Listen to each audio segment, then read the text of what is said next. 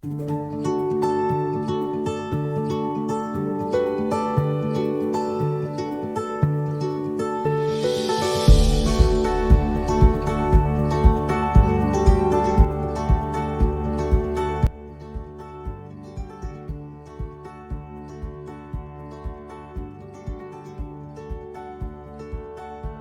día, bienvenidos al desarrollo de la práctica número 1 del Laboratorio de Fisiología Vegetal de la Facultad de Biología de la Universidad Michoacana de San Nicolás de Hidalgo.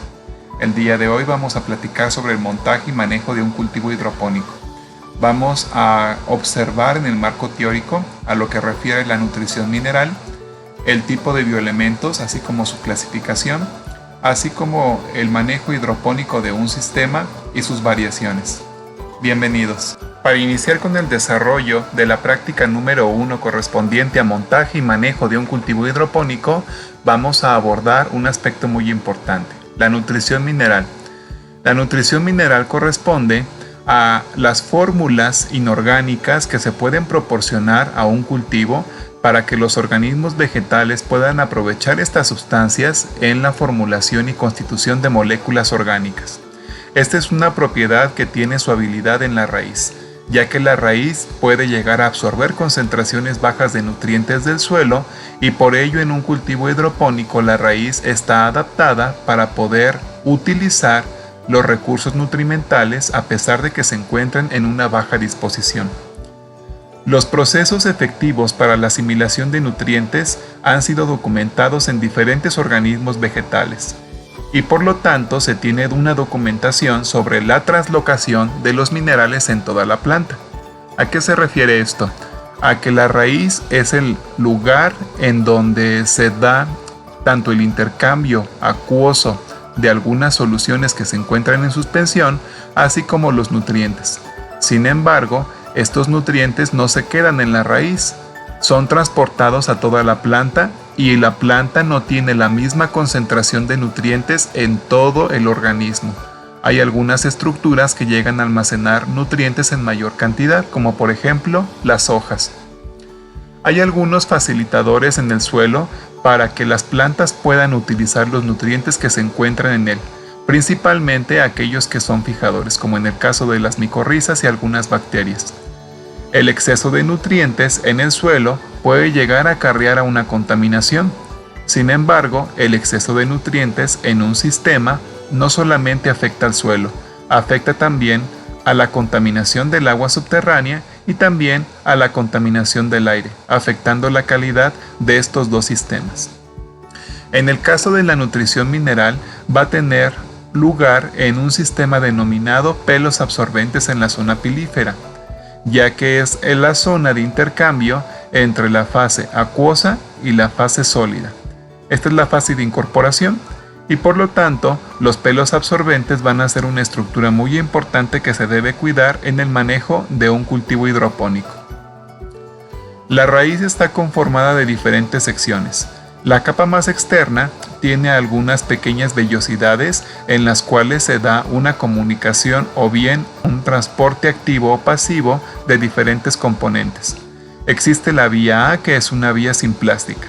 La vía simplástica es aquella en donde se traspasa la membrana plasmática a través de un transporte activo y por lo tanto se incorporan algunas sustancias de forma líquida entre célula a célula, atravesando a esta célula y generando una polaridad en la membrana para el transporte activo.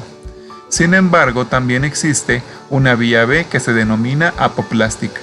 Esta vía se ocurre a través de un mecanismo de transporte en las paredes de las células, generando en este caso un transporte entre los espacios intercelulares. La raíz está conformada por una epidermis.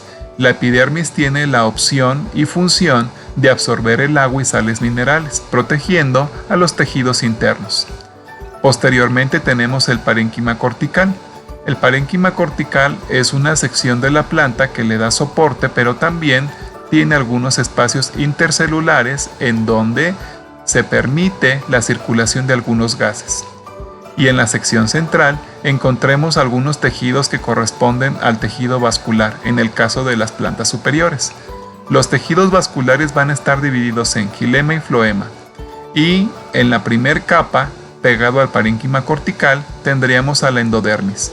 La endodermis es una condición en donde puede llegar a traspasar el agua y algunas sales a través de la membrana por un transporte activo.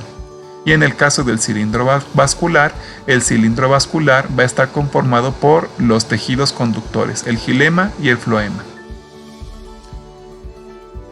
En este transporte activo de algunos componentes se pueden obtener bioelementos. Estos bioelementos se pueden clasificar dependiendo del porcentaje de composición en un ser vivo. Por ejemplo, aquellos que rebasan el 70% en su sumativa se consideran bioelementos primarios, y estos bioelementos primarios van a constituir principalmente a las biomoléculas de mayor frecuencia en un ser vivo. Los bioelementos secundarios son aquellos que pueden llegar a ocupar una concentración menor al 4% pero mayor al 1%. Y los oligoelementos son aquellos que llegan a alcanzar una concentración menor al 1% de concentración. Además de ello, aquellos elementos que integran a compuestos que presentan carbono, como el nitrógeno y el azufre, se les ha denominado elementos del grupo 1.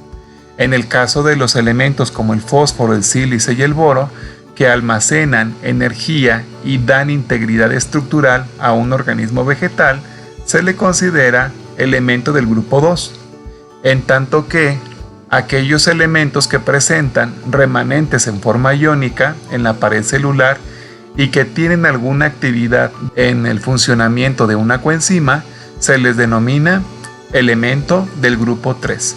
Aquí pertenece el potasio, calcio, magnesio, cloro, manganeso y sodio, los cuales activan las funciones de las enzimas y coenzimas. Los elementos que han sido catalogados como elementos del grupo 4 son aquellos que participan en reacciones redox. Tal es el caso del hierro, el zinc, el cobre, el níquel y el molibdeno.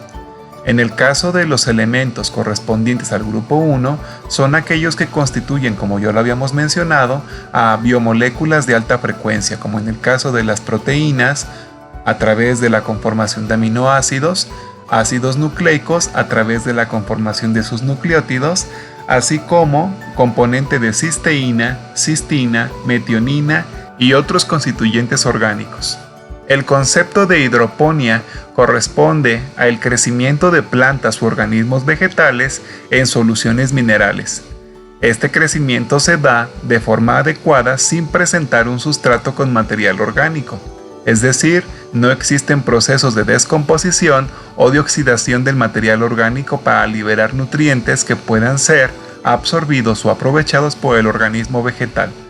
Por lo tanto, las fuentes de nutrientes son exclusivamente inorgánicas, en un sustrato inocuo. Para ello es muy importante la presencia de los nutrientes en esta disolución de sales inorgánicas, así como la luz solar. Los requerimientos que se deben de cuidar de un medio hidropónico son particularmente el recambio de la solución de nutrientes inorgánicos, de estas sales inorgánicas, ya que si el agua se encuentra estancada durante mucho tiempo, puede llegar a afectar la variación en el pH, así como en la disposición del oxígeno disuelto, generando formas que pueden en algún momento considerarse tóxicas para los organismos vegetales, promoviendo además el desarrollo de hongos y bacterias. Por ello es muy importante mantener el pH en un sistema hidropónico, así como una condición de excelente oxigenación.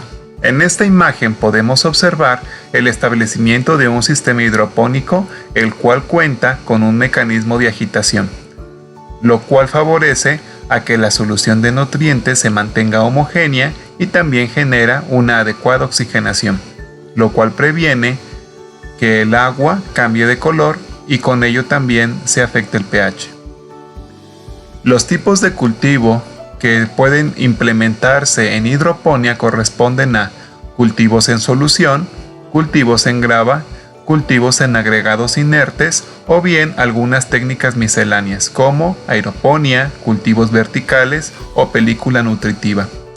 En este caso se puede presentar en hidroponía un flujo y reflujo, optimizando la disolución de sales inorgánicas y también favoreciendo al no estancamiento de la solución nutritiva. En el caso de aeroponía, tenemos a los organismos vegetales suspendidos, los cuales continuamente están siendo rociados por una solución nutritiva, y las pequeñas gotitas de aerosol están participando en el proceso de difusión de las sustancias inorgánicas, o bien también del proceso de ósmosis activa. En el caso de la raíz flotante, es un proceso en el cual no se presenta un sustrato. El organismo vegetal se encuentra suspendido a partir del punto de donde nace la raíz, y la raíz se encuentra totalmente suspendida en la disolución de nutrientes inorgánica. En el caso de goteo, se busca que la raíz o todo el sistema radicular se encuentre humectado con la solución nutritiva. En el caso de la mecha, se encuentra el sustrato, la mecha, que puede ser en este caso de algodón o de alguna tela, y la mecha se va a encargar de tomar los líquidos de la parte basal del recipiente y estar humectando el sustrato de forma continua. O bien en este caso, algunos nutrientes o bien algunas técnicas que tienen una película de nutrientes en donde tenemos una resuspensión continua. Este es muy común en la fabricación de sistemas que están hechos a base de PVC. El objetivo de la práctica es conocer el manejo básico de un cultivo hidropónico, además de obtener mediante el cultivo hidropónico parte del material biológico que se va a requerir en las prácticas consecuentes de la materia de fisiología vegetal. Los materiales que vamos a trabajar en esta sesión corresponden a 3 recipientes plásticos de 10 litros, 14 vasos de plástico de alta densidad, 2 frascos de plástico de 100 mililitros, un marcador permanente, un cúter, un mechero de Fisher, una probeta de 1 litro, una pipeta de 10 mililitros con propipeta, una jeringa de 10 mililitros, 4 tapaderas para formar la base de fijación del recipiente de plástico de 10 litros, una varilla metálica para hacer las perforaciones a los vasos de plástico de alta densidad. En este caso la varilla tendría que ser menor a un diámetro de 3 milímetros. Para fabricar la cámara de germinación se utiliza algún recipiente que pueda tener tapadera y que sea transparente, el cual va a requerir tener una cierta altura, particularmente de más de 1 centímetro, para poder regular la temperatura que se encuentre dentro del sistema cuando esté desarrollando la germinación de semillas. Las condiciones ideales para el mantenimiento del proceso de germinación oscilarían en una temperatura de 23 a 25 grados Celsius, así como una humedad relativa mayor al 60%. Papel absorbente, 30 litros de agua de uso y consumo humano libre de cloro para poder trabajar la solución enriquecida, en este caso la solución nutritiva, a partir de sales inorgánicas. Si en dado caso no se cuenta con este tipo de agua, entonces se puede utilizar el agua potable siempre y cuando esté bajo la radiación solar durante 3 días.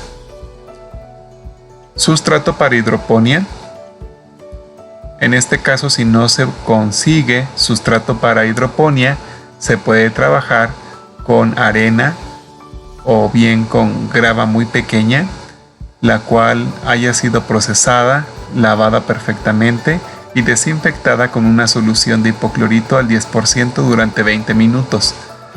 Posteriormente, enjuagues sucesivos hasta permitir un secado a la intemperie para que la radiación ultravioleta haga su efecto y también la temperatura permita que el exceso de cloro, el cloro diatómico, se volatilice de este sustrato. Para el desarrollo de esta sesión se necesitan 20 semillas de frijol que estén germinadas, así como 20 semillas de maíz que también estén germinadas.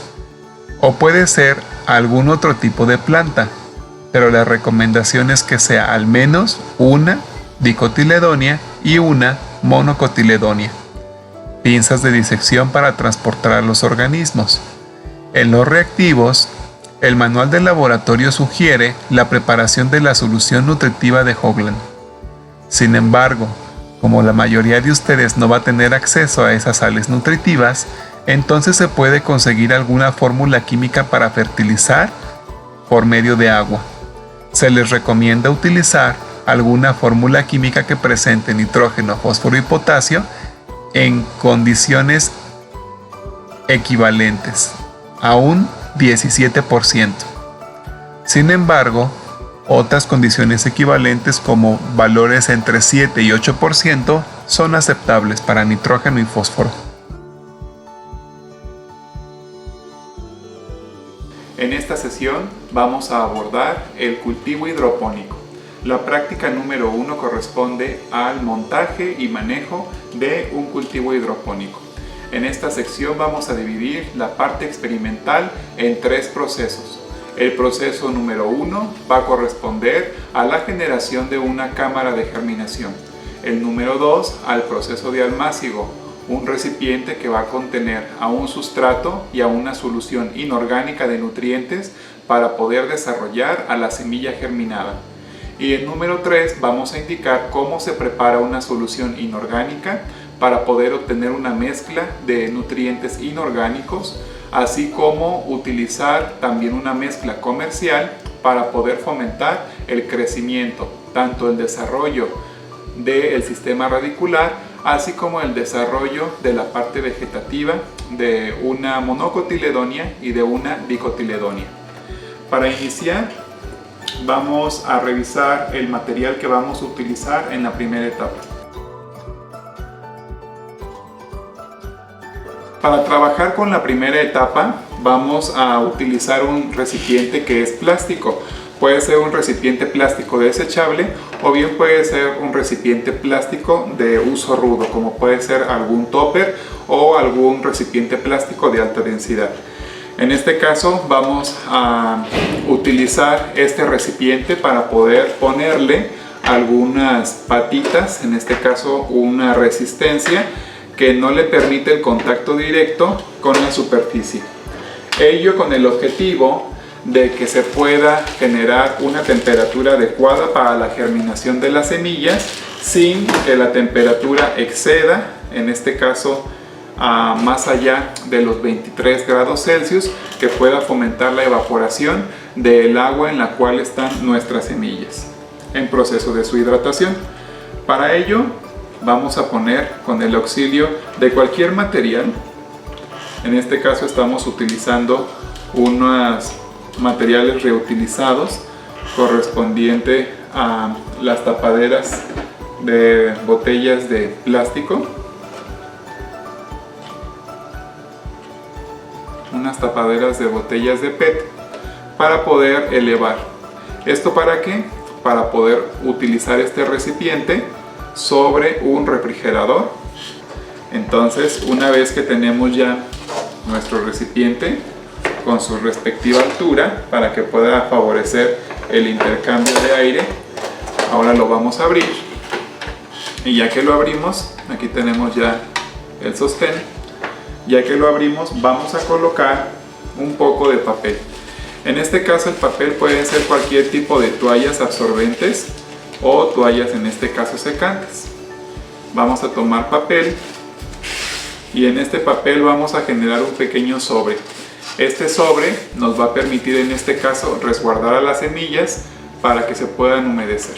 Entonces hacemos un pequeño doblez.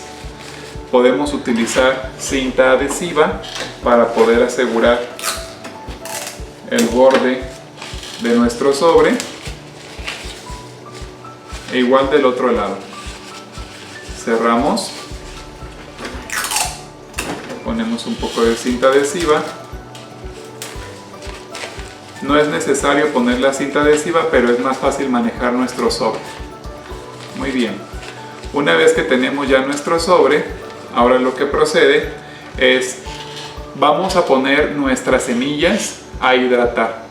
El tiempo de hidratación que van a recurrir estas semillas va a depender de la naturaleza de la especie y también del tamaño de la semilla. Por ejemplo, en el caso de semillas de zanahoria, como lo podemos ver en este frasquito, pusimos las semillas de zanahoria y su tiempo de hidratación va a corresponder exclusivamente a un lapso no mayor a 8 horas.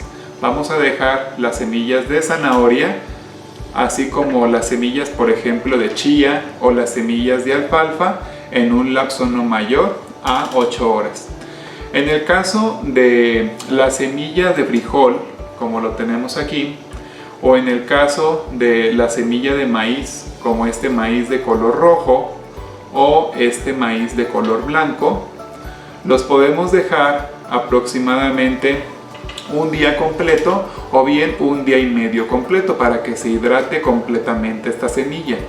El proceso de hidratación es muy importante, ya que la semilla necesita ser estimulada para que se desarrolle el embrión. La semilla tiene diferentes capas. Dentro de las capas, la primera de ellas es el endospermo, después tenemos el epispermo y luego el embrión. En el caso del endospermo es el tejido nutricio. Si recordamos el ciclo de vida de las angiospermas, tenemos una doble fecundación. Una fecundación en el cual una célula permite la generación del tejido nutricio, el cual se denomina endospermo, y otra célula nos va a permitir en este caso la generación del embrión. Por lo tanto, el endospermo como tejido nutricio va a estar rodeando al embrión. Así también tendríamos a la testa. La testa va a ser una cobertura que va a estar protegiendo a la semilla. Y la testa va a tener un pequeño orificio. Este orificio se denomina micrópilo.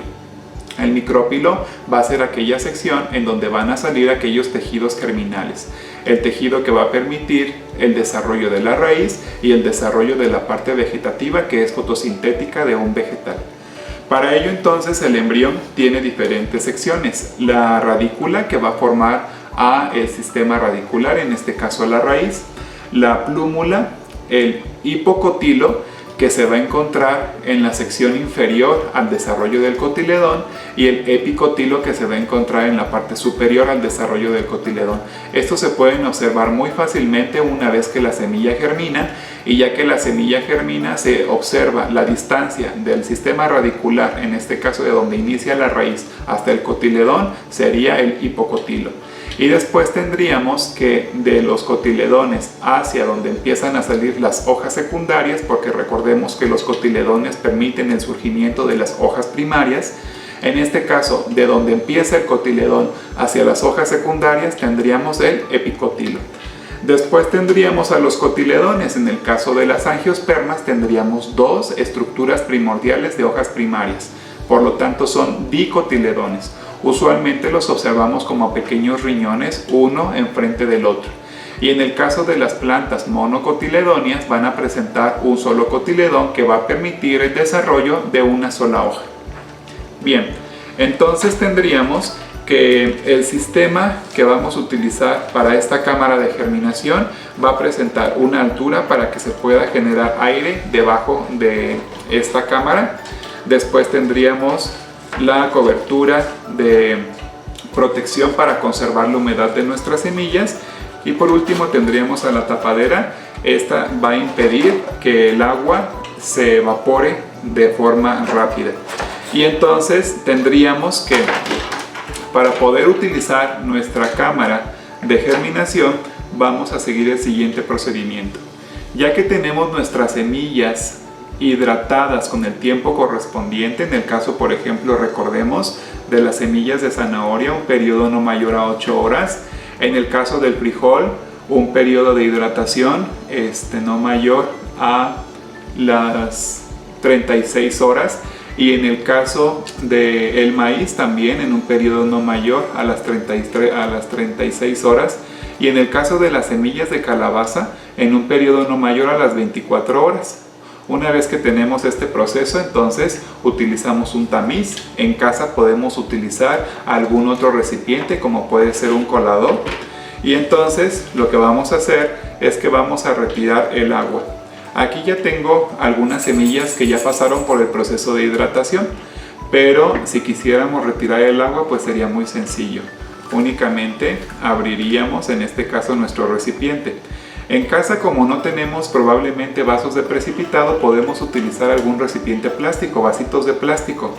Y es muy importante que cuando se tape se permita la transpiración, se permite en este caso el intercambio de gases que tenemos de la superficie de la columna del agua hacia el exterior.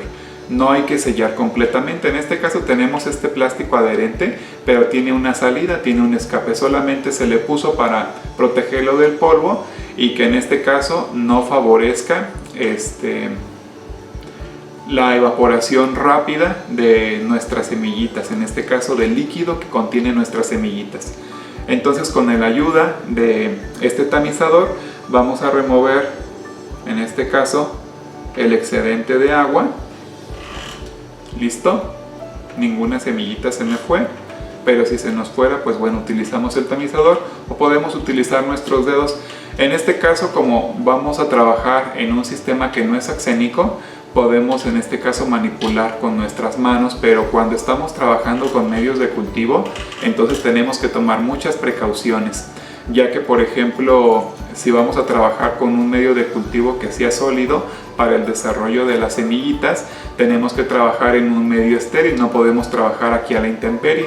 Es muy importante que en ese caso las semillas no solamente se hidraten, sino pasen por una solución de hipoclorito de sodio para que puedan en este caso desinfectarse. Esta solución de hipoclorito puede ser al 10% y las semillas se pueden dejar en esa solución aproximadamente por 20 minutos. Después, con agua estéril se hacen varios enjuagues, asegurándonos que ya no tengamos restos del hipoclorito, y posteriormente comenzamos a trabajar con estas semillas. Esto para eliminar algunos agentes que pudieran llegar a desarrollarse posteriormente en el medio de cultivo, ya que las semillas pues tienen adheridas a la sección más externa, a la cobertura cerosa, algunas partículas que pueden ser esporas, particularmente de algunos hongos que nos pueden contaminar nuestros medios de cultivo. Y entonces tendríamos que, ya una vez que removimos la humedad excedente de nuestras semillitas, ahora las vamos a colocar en nuestro sobre para que tenga, en este caso, lugar el proceso del desarrollo del sistema radicular. Las vamos a abrir, las vamos a extender para que queden en todo el sobrecito. Cerramos nuestro sobrecito. Aquí ya no es necesario que le pongamos cinta, se puede quedar así. Y entonces vamos a adicionar agua. Adicionamos agua, humectamos muy bien esta servilleta, ya que la humectemos tenemos que garantizar que este sobre de papel continúe humectado durante todo el proceso de germinación. Quitamos el excedente de agua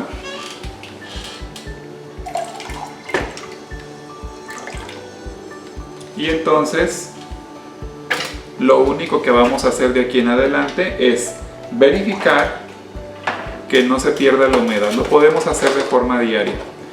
En este caso, esta tapaderita tiene un respirador en esta sección, o si no le quieren poner respiradores, bueno, le pueden poner un lápiz o le pueden poner algo para que la tapadera no selle completamente y se permite el intercambio de gases de forma continua.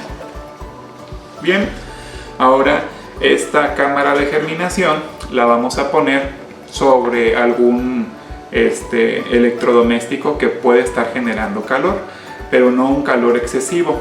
Lo podemos poner arriba del refrigerador, en un área de la cocina que sea cálida, pero muy importante, tenemos que estar revisando de forma continua, por lo menos una vez al día, que nuestra servilleta siga húmeda, ya que primero tenemos que garantizar que el agua traspasó la capa cerosa que tiene la semilla, y después tenemos que garantizar que la testa está reblandecida para que el embrión pueda hidratarse y se pueda expandir, y entonces se promueva el desarrollo del sistema radicular en la radícula, así como el desarrollo de la estructura vegetativa que posteriormente nos va a permitir generar un tejido fotosintético. Bien, entonces este sería el proceso para la generación de nuestra cámara de germinación. En la segunda etapa, ahora vamos a generar el lugar en donde se van a desarrollar las semillas ya germinadas. Una vez que el pericarpo fue reblandecido, que la testa se rompió y permitió que el micrópilo se abriera para que salieran los tejidos germinales, que en el caso de la radícula y de las estructuras que forman al cotiledón, entonces tendríamos el desarrollo primero del sistema radicular. Cuando ya nuestras semillas empiecen a generar el sistema radicular, entonces están listas para poder ser transferidas a un sustrato inerte, a un sustrato que no le proporcione en este caso ni material orgánico y tampoco ninguna composición nutricia, que es el fin de la hidroponía. Los nutrientes vendrán de una mezcla de sales inorgánicas, las cuales tendrán una composición nutrimental conformada por macronutrientes, micronutrientes y por oligoelementos. En este caso estaremos hablando de los bioelementos que conforman a los bioelementos primarios, los bioelementos secundarios, así como los oligoelementos. Bien, entonces para ello vamos a utilizar un recipiente. En el recipiente vamos en primera instancia a tomar un lugar para que este recipiente pueda albergar a la solución nutritiva, pueda albergar también a unos recipientes que tengan un sustrato inerte y puedan de esta forma mostrar un sistema eficiente que no permita las pérdidas de nuestra solución compuesta en este caso por sales inorgánicas. Bien, entonces la opción sería utilizar un recipiente de este tipo. Si encuentran un recipiente que sea rectangular, es mucho más sencillo. La recomendación es que sea un recipiente rectangular o bien sean recipientes de botellas de más o menos 2 litros o recipientes de botellas de 1,5 litros. Es un poquito más sencillo manejarlos. Pero en este caso vamos a trabajar con este recipiente. Bien, para que el recipiente no se esté moviendo, lo primero que tenemos que hacer es fijar una sección de anclaje. Para ello vamos a utilizar cualquier tipo de material. En este caso voy a utilizar unas tapaderas para que se quede inmóvil. Pero también podemos utilizar algunas esponjas. En este caso podemos poner las esponjas en la sección lateral y de esta forma quedaría inmóvil. Es muy importante esta parte para que una vez que nuestro sistema ya esté en operación no tengamos problemas de que se nos vaya a estar ladeando nuestro sistema de cultivo y entonces podamos perder tanto el sustrato como a nuestras plántulas. Bien, en un momento vamos a generar este sistema de anclaje. Para poder utilizar este recipiente, el objetivo de este recipiente es contener a las soluciones que lixivian del sustrato que tiene en este caso el cultivo hidropónico, para no estar perdiendo la solución y poder generar un proceso de recirculación. Ese sería el objetivo principal de utilizar este tipo de recipientes. En su manual de laboratorio se les sugiere que utilicen 2 tinas, una tina grande, una tina pequeña. También lo pueden hacer así. En el caso de la tina grande será el receptor, como este recipiente, y en el caso de las tinas pequeñas será el receptor del sustrato, así como de las plántulas. Bien, entonces para poder iniciar el proceso vamos a tomar, en este caso yo voy a utilizar estos recipientes de plástico de alta densidad, pero pueden utilizar también vasos desechables. Pueden utilizar, si son botellas muy pequeñas, pueden utilizar de los recipientes de los botellitos de yogur, de este yogur que es espeso. Y también en el caso de utilizar vasos desechables, pues les recomiendo un vaso desechable que no sea tan maleable para que lo puedan manipular y no se rompa durante el proceso. Bien, entonces vamos a tomar en este caso un marcador. Y con el marcador vamos a seleccionar el lugar en el cual va a estar depositado, en este caso, nuestra primera plántula. Marcamos. Ahí estaría la primera, por aquí vamos a poner la segunda.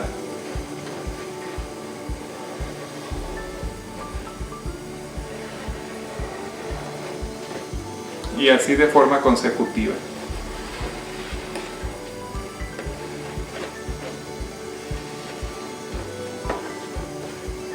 En este caso la distancia entre ellas pues va a depender de la distancia adecuada para que el recipiente no colapse una vez que tenga a nuestros recipientes con el sustrato.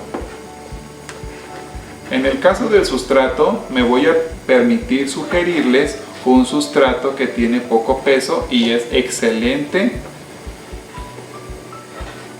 promotor de la difusión de sales nutritivas, en este caso de sales inorgánicas. Bien, ya tenemos nuestros orificios, en este caso ponemos 7 orificios.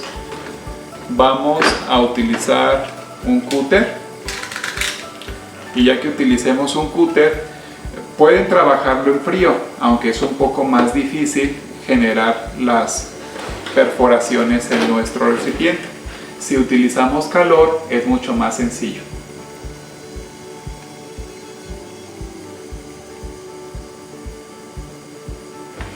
Entonces iniciamos con la perforación. Con calor nuestro cúter resbala de forma muy adecuada. Pueden utilizar en este caso también cuchillos domésticos. No es necesario que sea un cúter.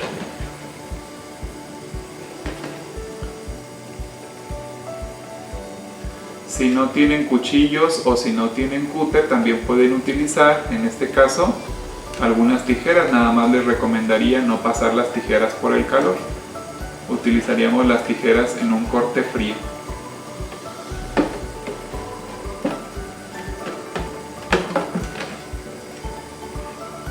Si revisamos, es muy sencillo cortar el plástico con una superficie filosa y además de filosa, caliente. Entonces esto nos va a facilitar mucho nuestro trabajo y vamos a generar un proceso sin esfuerzo.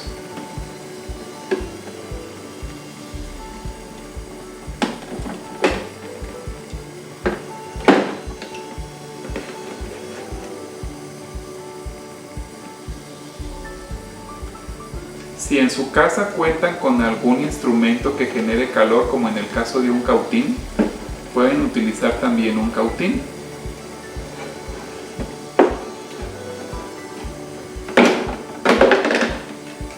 El cautín puede ser muy útil para tanto los orificios de este recipiente como la perforación de los frasquitos que van a contener al sustrato.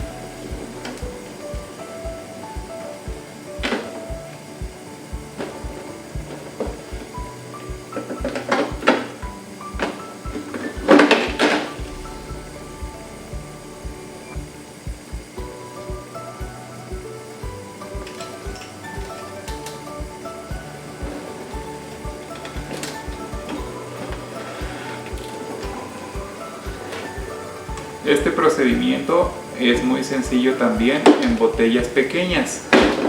Nada más que en botellas pequeñas solamente van a poder hacer una hilera de orificios para recibir recipientes, que también es adecuado para el proceso.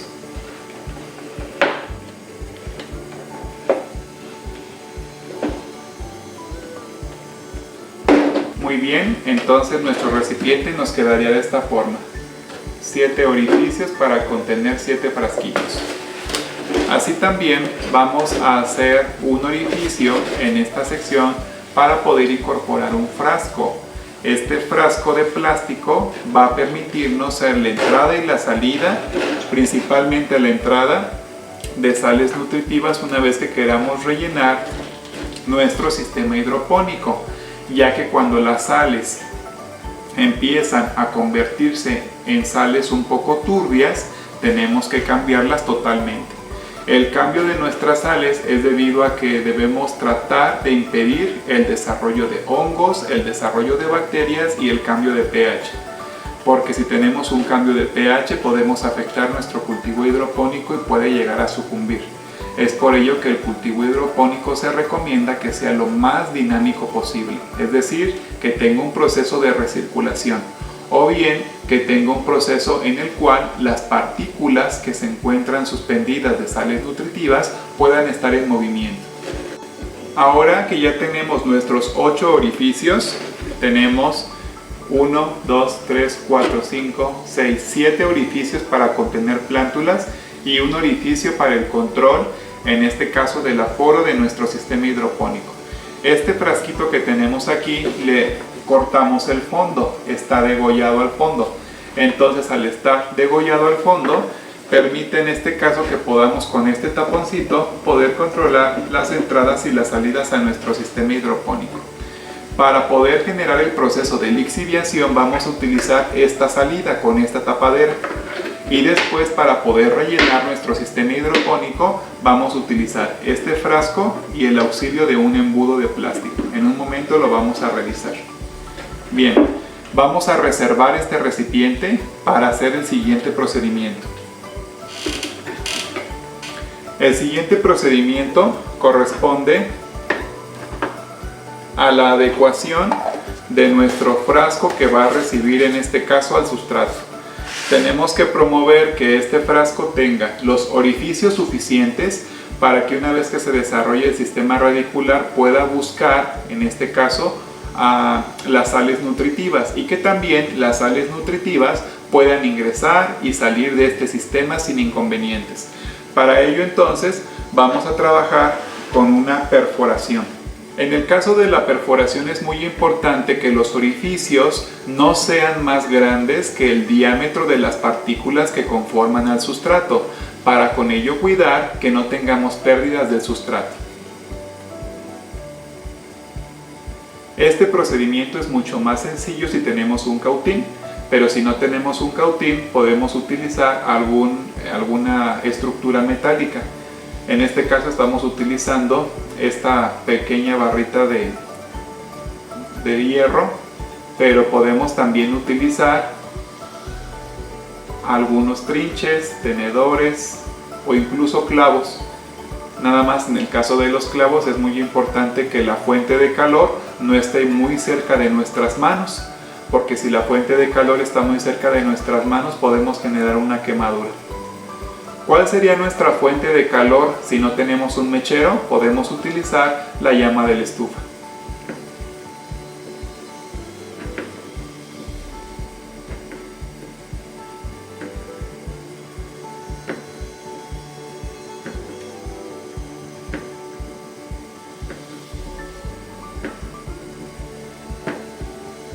Hay que cuidar que la distancia entre orificio y orificio pueda ser aproximadamente de no más de 1 centímetro,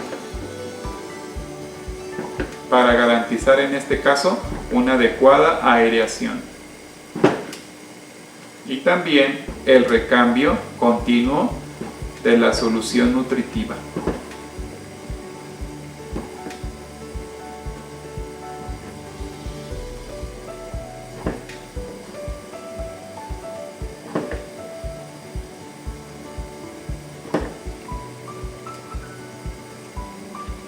¿Cuántas hileras de orificios tenemos que hacer? Las que sean necesarias dependiendo de la altura que tenga el recipiente que recibe el sustrato. En este caso, para el recipiente que estoy trabajando voy a hacer 3 hileras, incluidas en este caso una cuarta sección que serían los orificios de la base.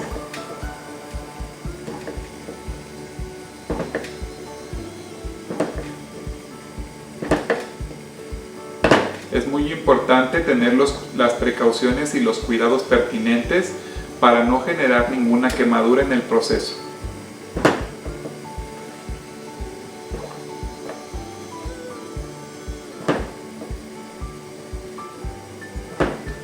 ¿Por qué es importante el tamaño del poro? Para que la raíz pueda salir. Porque también podríamos en este caso utilizar el cúter y hacer únicamente algunas incisiones en las paredes del recipiente, pero si son lo suficientemente delgadas no van a permitir que el sistema radicular se desarrolle y en este caso optimice la solución nutritiva en el exterior del medio de soporte del sustrato.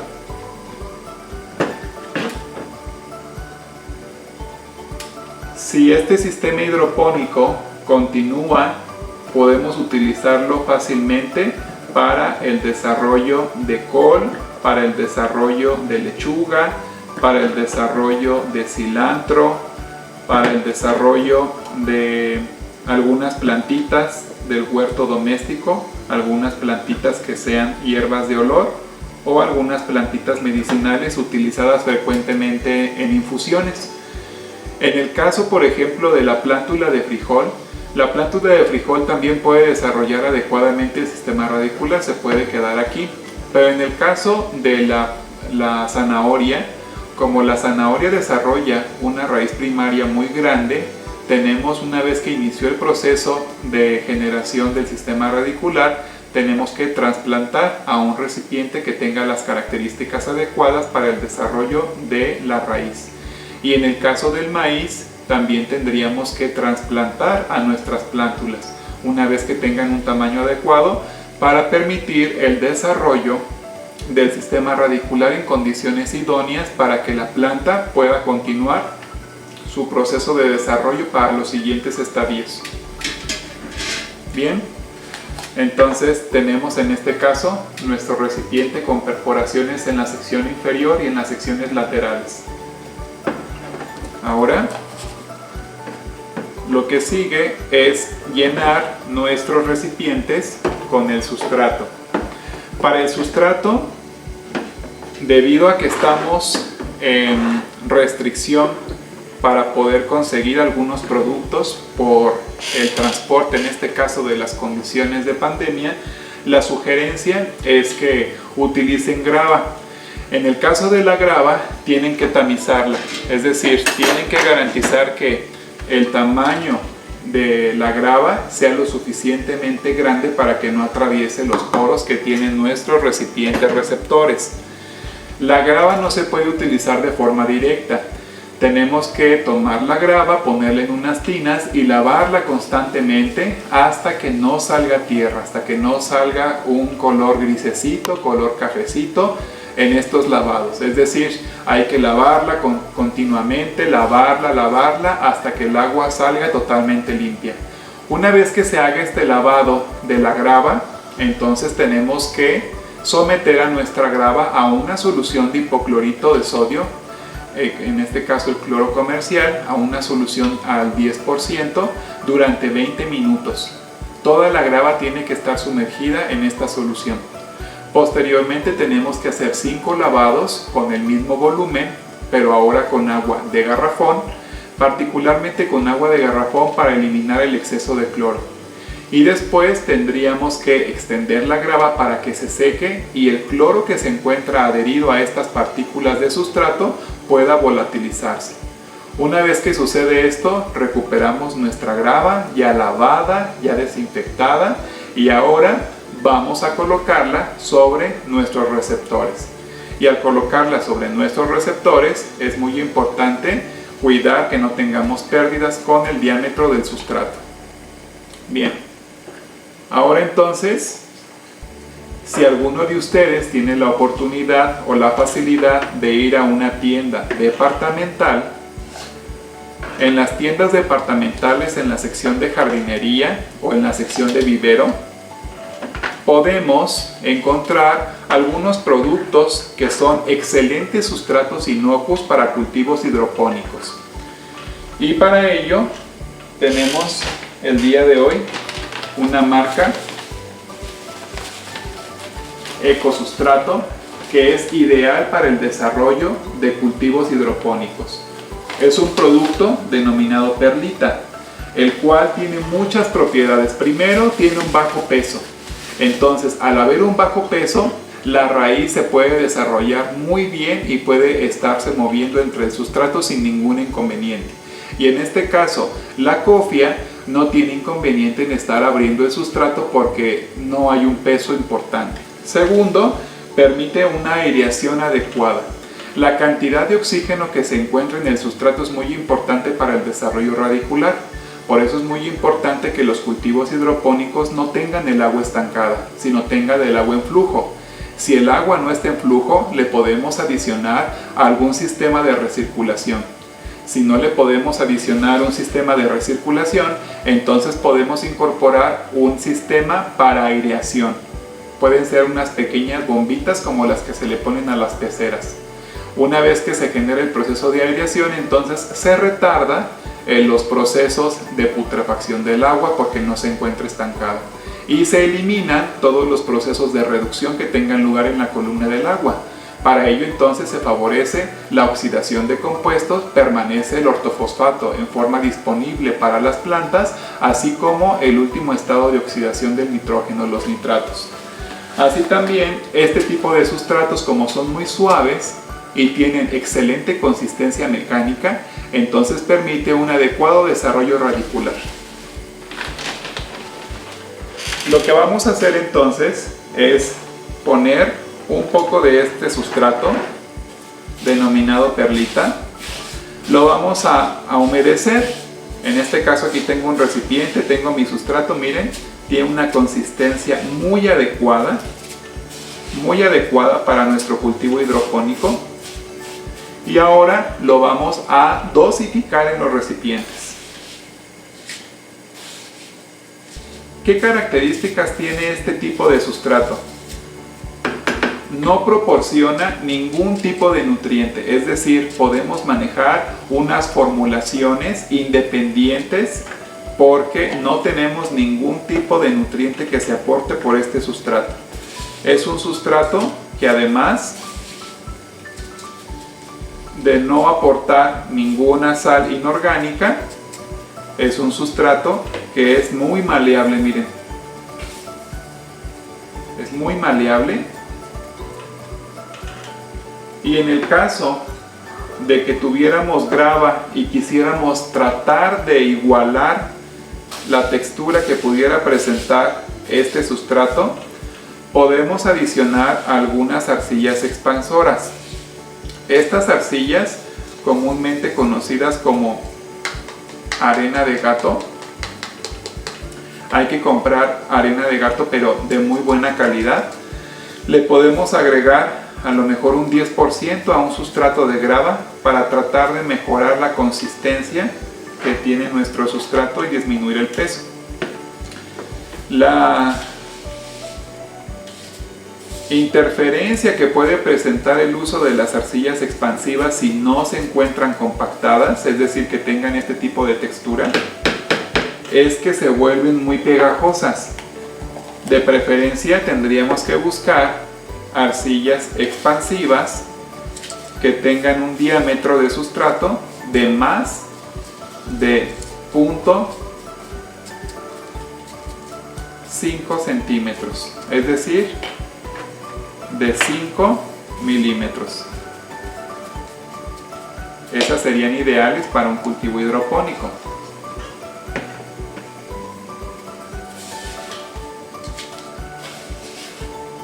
Este sustrato es una maravilla.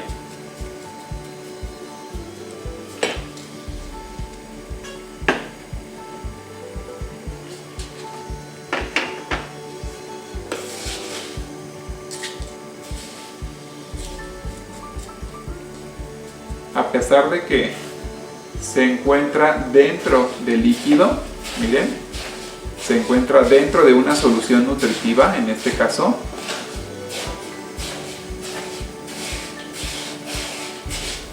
no cambia sus propiedades mecánicas, es excelente sustrato. Bien, ahora nuestro siguiente paso sería optimizar con el recipiente que ya habíamos preparado para poder en este caso incorporar nuestros recipientes receptores de sustrato y nuestros recipientes receptores de plántulas.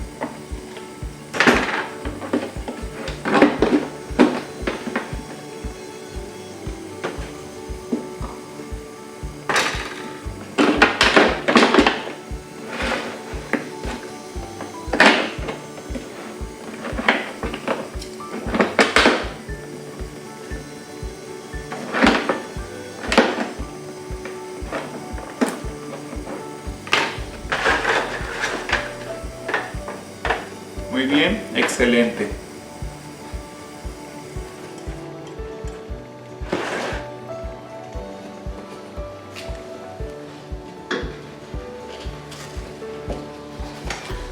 A continuación vamos a anclar nuestro sistema hidropónico para que no tenga movimiento que pueda afectar a nuestro sustrato.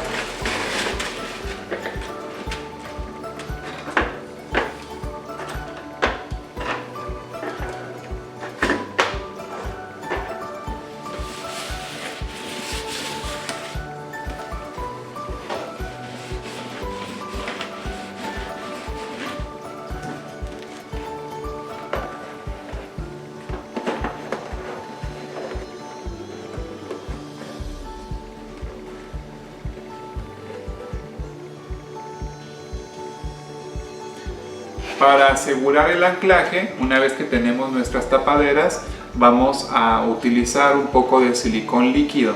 De preferencia pueden utilizar silicón frío para no deformar el recipiente y no propiciar que el recipiente tenga perforaciones.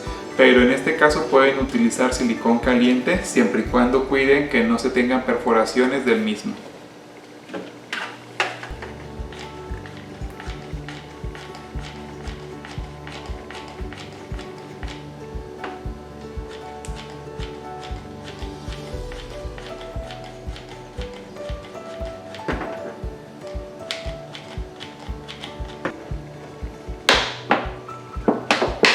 Muy bien, colocamos el sistema de anclaje y dejamos enfriar.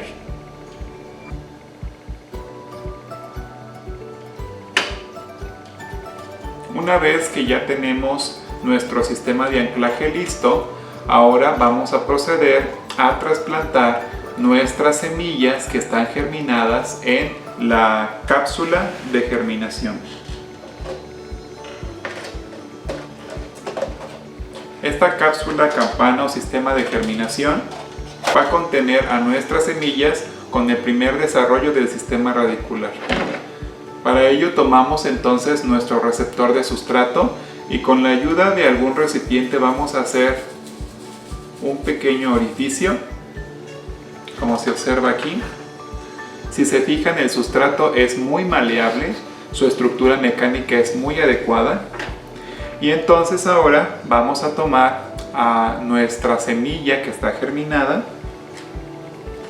de nuestra cámara de germinación y vamos a tratar de no lastimar, en este caso, a la raíz. La raíz es muy importante, no tenemos que lastimar ni la raíz ni tampoco la zona pilífera y tampoco los puntos que tienen a la cofia. Tenemos que introducirlo con mucho cuidado. Es muy importante que la raíz tenga su posición geotrópica. Tapamos y de acuerdo a la recomendación de cada una de las semillas, por ejemplo, la semilla de zanahoria tiene que estar en el primer centímetro del sustrato. La semilla de frijol y la semilla de maíz tienen que estar aproximadamente entre 3 a 4 centímetros de profundidad. Completamos nuestro sustrato y listo. Tenemos a nuestro primer individuo listo para desarrollarse. Para que no se nos olvide qué individuo está sembrado en ese sustrato, vamos a etiquetar.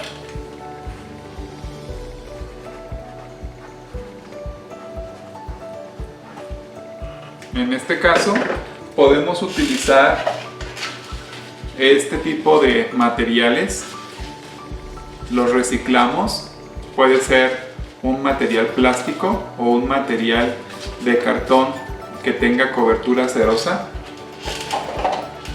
y entonces cortamos una pequeña línea de papel, en este caso de papel cartón con cubierta cerosa y la ponemos en una orilla. Esto nos va a permitir que cuando tengamos el riego en nuestro sistema hidropónico tengamos las etiquetas y no se nos destruyan las etiquetas. Bien, procedemos a la transferencia del siguiente embrión ya germinado. Abrimos hasta el fondo, tomamos, en este caso, con mucho cuidado y colocamos a nuestro individuo respetando la posición geotrópica de la raíz.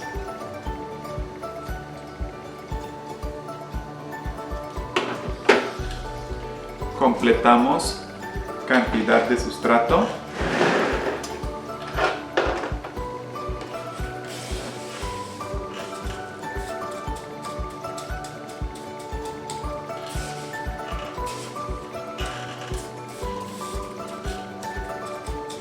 En este caso es muy importante no presionar sobre el sustrato.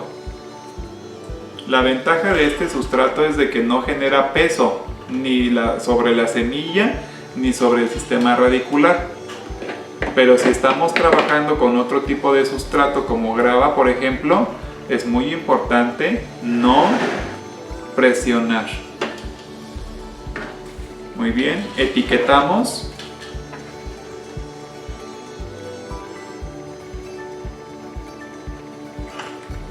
Y colocamos su etiqueta. Muy bien. Ahora hacemos lo mismo.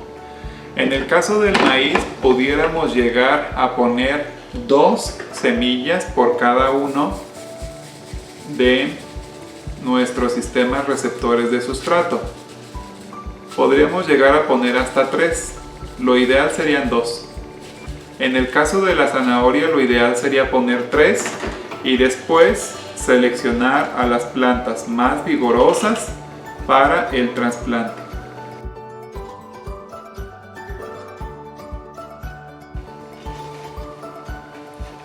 A continuación vamos a platicar sobre la tercera parte, las soluciones nutritivas. En el caso de las soluciones nutritivas es muy importante considerar la proporción de macronutrientes, particularmente nitrógeno, fósforo y potasio. Existen algunos fertilizantes que se pueden disolver en agua que tienen una composición nutrimental de 17% para cada uno de estos macronutrientes. Si encuentran un fertilizante de este tipo es altamente recomendable. Hay algunos otros fertilizantes que tienen una composición de 10, en el caso del nitrógeno 10%, tienen una composición de cerca del 30% de fósforo y de 8% de potasio. En este caso, este desbalance en la proporción de nutrientes no es muy recomendable. ¿Por qué no es muy recomendable? Porque no conocemos en este caso la limitación nutrimental que pudiera presentarse en nuestra mezcla inorgánica. Es decir, las plantas tienen una composición con respecto a los nutrientes y un requerimiento fisiológico en una proporción de 16:1 con respecto al nitrógeno y el fósforo. Si adicionamos un nutriente rico en fósforo y pobre en nitrógeno, podríamos favorecer una limitación nutrimental. En la elección también de un fertilizante que se pueda utilizar o disolver en una solución acuosa, es muy importante considerar que los macronutrientes no son los únicos que va a requerir, en este caso la planta, para su desarrollo. Por ello es muy importante que se adicionen también micronutrientes. Para ello existen algunas fórmulas que presentan calcio, magnesio, sodio, potasio, incluso sílice. Y para ello, existen algunos fertilizantes que tienen composiciones porcentuales de 7% de nitrógeno, 8% de fósforo. En este caso, ambas concentraciones en una concentración muy cercana, por lo tanto es recomendable su uso. En el caso del potasio, tenemos una concentración de 14%, y a partir de los demás elementos como el magnesio, hierro, cobre, zinc, el azufre, el boro, el molibdeno y el calcio, así como el manganeso, tienen composiciones porcentuales mucho menores al 1%, es decir, los encontramos como oligoelementos. este tipo de fertilizantes son adecuados. Para ello entonces hay que buscar un fertilizante que en este caso promueva el crecimiento por presentar macronutrientes y micronutrientes.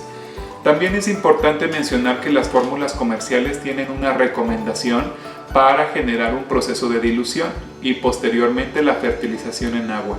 La recomendación en este caso es que el fertilizante se aplique a la mitad de lo que recomienda la marca comercial, es decir, no aplicar completamente la recomendación que indica el proveedor, ya que podemos saturar de nutrientes y en este caso podemos afectar el crecimiento por el exceso de sales inorgánicas.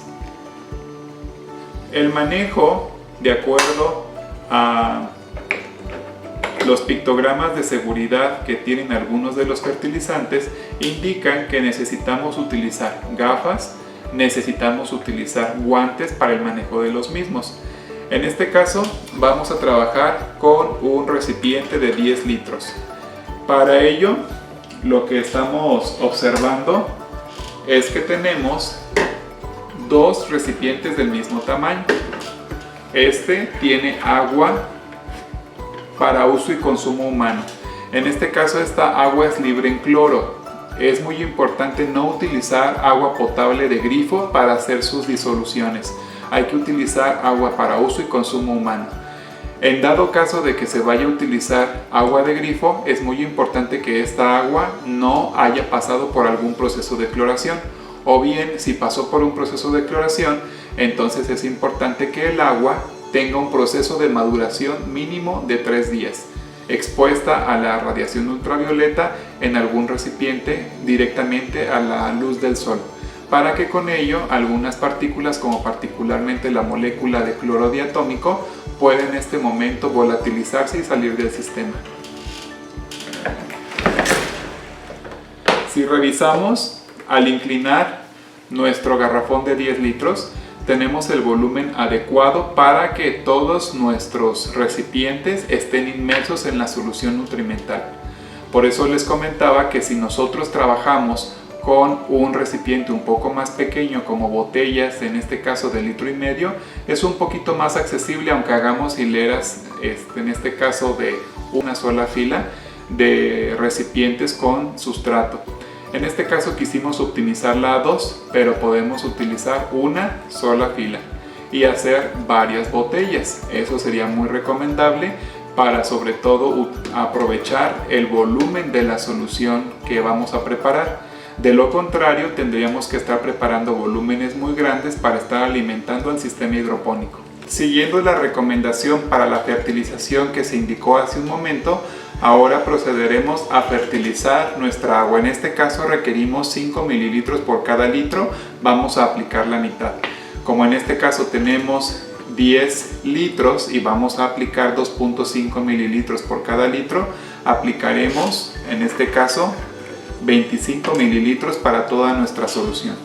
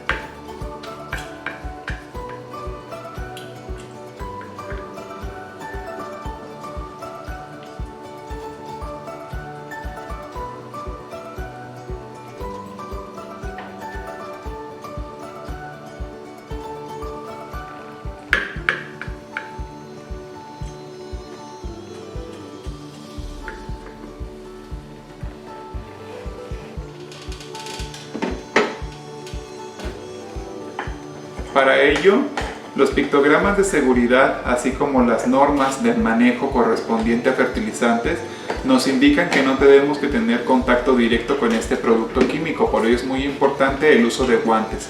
Así también nos dice que no tenemos que estar fumando mientras se utiliza este producto, o bien con la boca abierta o hablando, para no tener ningún accidente en la ingesta.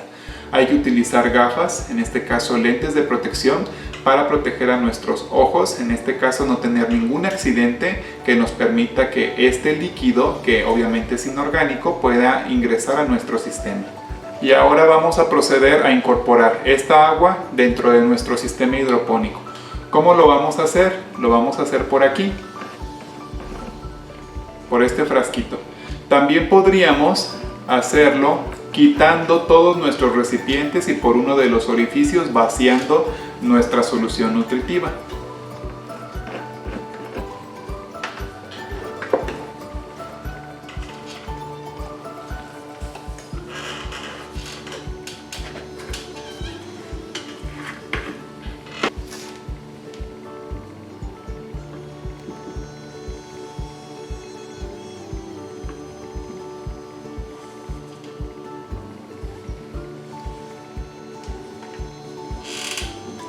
En caso de los mililitros para nuestra solución, si no contamos con pipetas volumétricas, no hay ningún problema.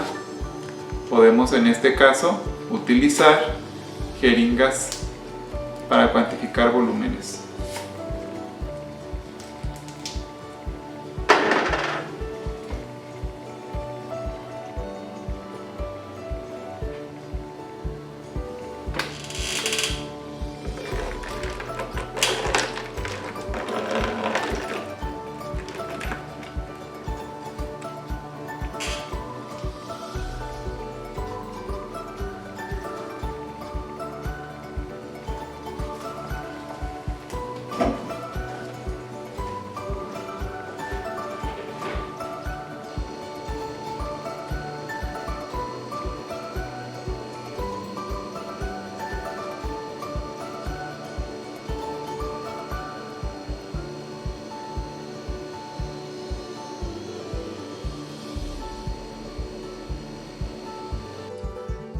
Ahora a continuación vamos a dar las instrucciones para elaborar el reporte de esta práctica, el cual será en una modalidad de material audiovisual, es decir, el reporte de esta práctica no corresponderá a la integración de un reporte escrito, corresponderá a la elaboración de un video. ¿Cuáles son los objetivos del reporte? Generar evidencia del establecimiento de un sistema de hidroponía para el desarrollo de las actividades prácticas de la materia de fisiología vegetal y manejar un sistema de hidroponía. Para estructurar el reporte se necesita integrar las siguientes secciones.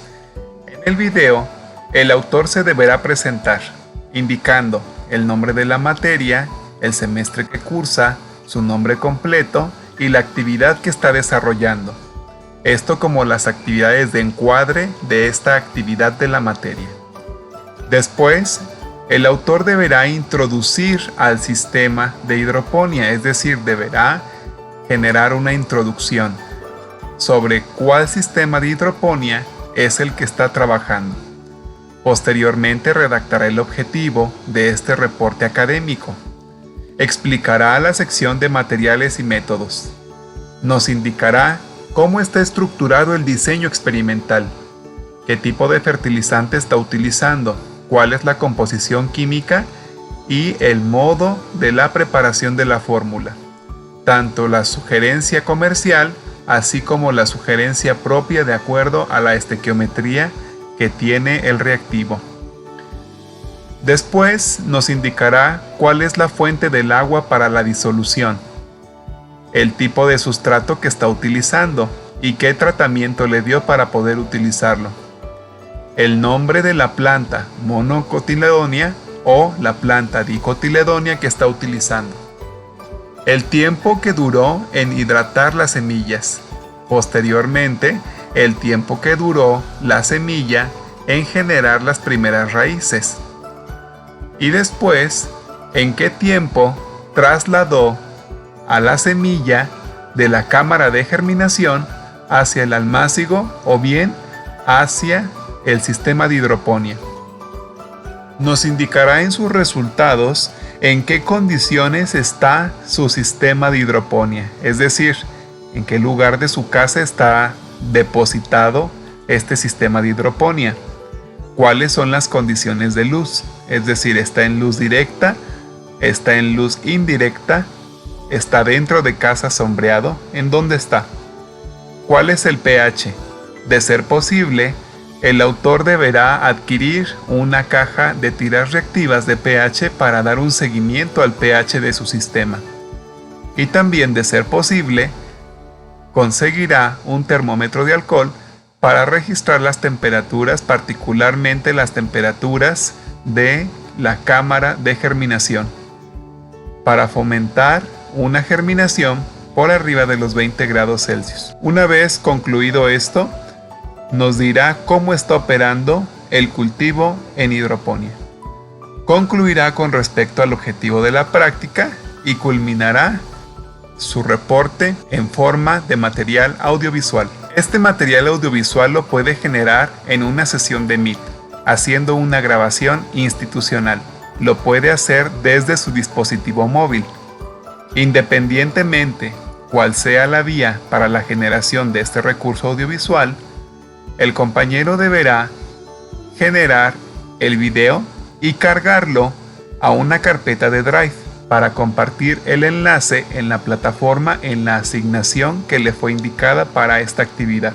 Es importante indicar que al menos cada uno de los estudiantes de este grupo debe contar con una dicotiledonia y una monocotiledonia para el desarrollo posterior de las actividades de la materia. Así también la sugerencia es que el video tenga una extensión máxima de 10 minutos. Éxito en su actividad en línea. En plataforma les va a aparecer la evaluación de la práctica correspondiente al día de hoy y quedamos pendientes de sus productos. Hasta luego.